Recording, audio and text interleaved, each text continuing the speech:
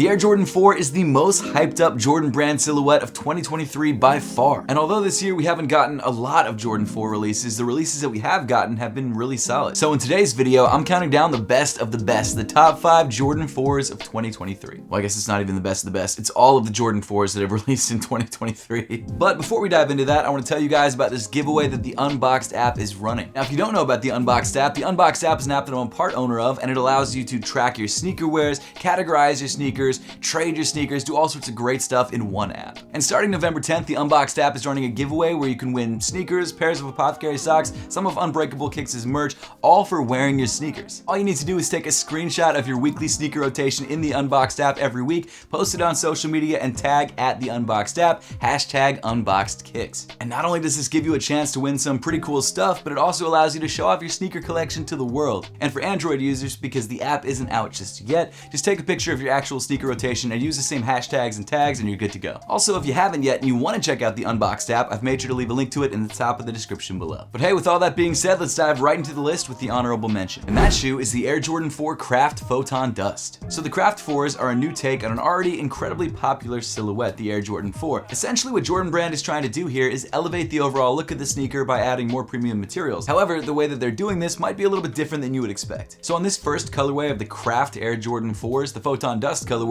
you've got this really nice sort of muted gray. Around the toe, you've got this hairy suede on the mudguard. The rest of the upper seems to be covered mostly in very smooth gray leather. And then the tongue and the usually mesh side panels on the side of the shoe are switched from their standard material to a suede. Now, I'll be honest, the one part of the shoe that I don't totally love is the fact that they've added more seams on this shoe. There's a seam right down the middle of the midfoot on the sneaker on the lateral side, which I don't think needs to be there. It definitely adds to that craft look, like maybe it was handmade or something like that. I just feel like it's a little bit too extra. Now, with that being said, it doesn't ruin the entire look of the shoe, but I do feel like it's a little bit extraneous. It's not necessary. Plus, they added this suede tab next to the ankle area of the shoe that kind of falls over the lateral side of the sneaker that, again, it's not bad, but it just feels extra. There's just a couple weird additions that I'm sure some people love, but I just feel like it's too much. That said though, I still think it's a great looking sneaker. This gray colorway is very clean and I love the elevated materials. And it's obvious that a lot of people really like this look because when this shoe first dropped back on February 11th of this year for $210, it completely sold out. To be fair though, right now, I think any Air Jordan 4 colorway that dropped would probably sell out. But now we get into the actual list, and starting things off at number 5, we've got the Air Jordan 4 Craft in the olive colorway. Yes, there's another Craft Air Jordan 4 on the list, but in my opinion, the olive colorway is a little bit better than the Photon Dust colorway. And hey, that's based entirely on my own personal opinion. You could prefer the Photon Dust colorway. There's nothing wrong with that colorway. You could feel differently, but I just feel like this colorway is a little bit more wearable. It's a colorway we don't see as much on pairs of Air Jordan 4s, and I just really am drawn to this sort of olive green. In terms of the materials used on this colorway versus the Photon Dust colorway, they're exactly the same. You've got suedes around the toes, suedes on the tongue, suede on the mesh, even suede on the eye stays, which I actually forgot to mention on the Photon Dust colorway. And of course, you've also got that little suede patch on the lateral side of the shoe. The only real difference here is the colorway, and instead of gray used on the upper, you've got this dark olive green. Now, to be fair, this shoe doesn't drop till November 18th for $210, and I haven't actually seen a pair in hand yet, so it's possible that my mind might change when I actually see it in person next to the Photon Dust, but I don't know, that green, it's clean, man. I love it. Plus, there's just something about that contrast of the dark colored upper against the white midsole. It just looks, I don't know, it just looks better in my opinion. But hey, let me know your thoughts on this shoe in the comment section down below. Which pair you like better?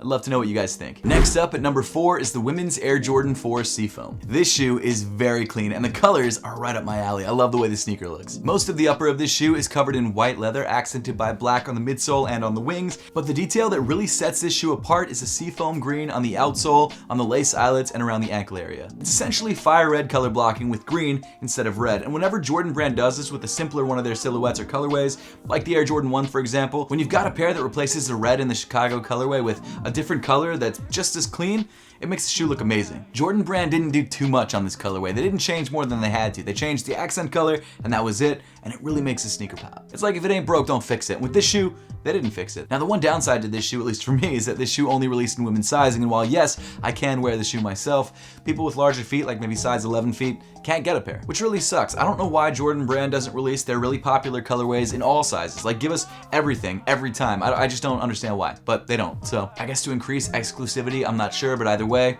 it would have been nice to have this pair in a men's size as well. Coming in at number 3, the Air Jordan 4 Red Cement. So this shoe is actually another example of Jordan Brand taking one of their more popular Air Jordan 4 colorways and switching one of the colors out for a different color. In this case, they switched out the cement gray accent color for a bright red. And while initially, I'm not gonna lie, I didn't love this sneaker, the more that I look at it, the more that I'm like, you know what, that's actually super clean. I really want to grab a pair. And again, it's just another example of Jordan Brand not doing too much to make a sneaker overdone. They changed just enough to make it look different from the standard version of the shoe, but they didn't change too much to where it feels overdone. And maybe that's why the Jordan 4 is as popular as it is right now. I mean, obviously the shoe wasn't released recently. The shoe first came out back in the 80s, so why is this shoe popular now?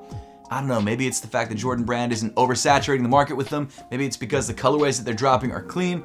I don't know, whatever the reason, this shoe is popular and this is a very clean colorway of that shoe. Obviously, like the Cement 4s, this shoe features a white leather upper. Actually, I've got the Cement 4s right back here behind me on the shelf. One of my favorite Air Jordan 4s of all time. You've got a white leather upper, you've got a black midsole, and instead of gray, you've got red, and you've actually still got the splatter print on both the midsole and on the wings of the shoe, and even on the heel tab of the shoe, and it still comes in black. This is one of those colorways that if someone told me this was an OG colorway, or maybe a colorway that never released, I wouldn't be surprised. And even with the overall sneaker market being down, when this shoe released on September 9th for $210, this sneaker sold out instantly. And if you're one of those unlucky people who missed out, or maybe you want to grab any of the sneakers mentioned in today's video, I've made sure to link all of them through the YouTube shopping tab at the top of your screen and also in the description below. Oh, and actually, while you're up there, you can check out Apothecary, my sock brand. We sell your sneakers' favorite socks, and we actually just introduced our double sock last week, so if you guys want to check that out and rock one of the coolest, most unique socks out there, make sure to click the links in the description and in the shopping tab. Number 2, the Air Jordan 4 Thunder. So this shoe first released back in 2006 alongside the Air Jordan 4 Lightning, exclusively on the Jordan website, and what's interesting about this colorway is that it's actually inspired by Michael Jordan's motorcycle race team from back in 2006. Although the Air Jordan 4 Lightning had its very first re-release since 2006 recently,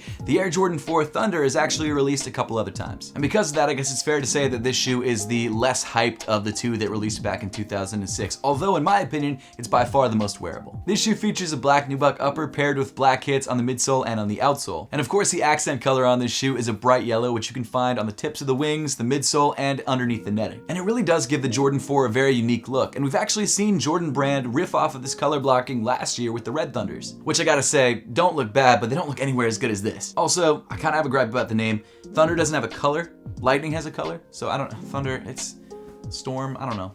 The naming wasn't great. All that being said, it's a great looking sneaker, it's a classic, and it's a shoe that was very highly anticipated among sneakerheads. Finally, at number 1, we've got the Nike SB Air Jordan 4 Pine Green. This shoe is probably my favorite sneaker release of the year. I love everything about this sneaker. First off, this shoe is a collaboration between Nike SB and Jordan Brand, which, yes, they're all parts of the same company, but it is still kind of a collab because they are two separate entities. And not only does this shoe feature Nike SB branding, but it's also a different take on the Air Jordan 4 in more ways than one. This shoe is meant to pay homage to the late Sandy Bodecker and of course Tinker Hatfield. And what's really cool about this sneaker is that it's a basketball silhouette, the Air Jordan 4, but it's been specifically redesigned for skateboarding. The first major change is the materials. Around the toe of the sneaker on the mud guard, you've got this super stiff and super durable suede, because this is a part of the shoe that gets the most wear and tear when you're skateboarding, specifically when you're ollieing or kick flipping or doing anything with the toe, I don't know, I don't really skateboard. They've also reshaped the toe box to be more like the '89 version of the shoe, for as Nike calls it, that impeccable flick, which I mean a good flick. I mean it's imperative in skateboarding.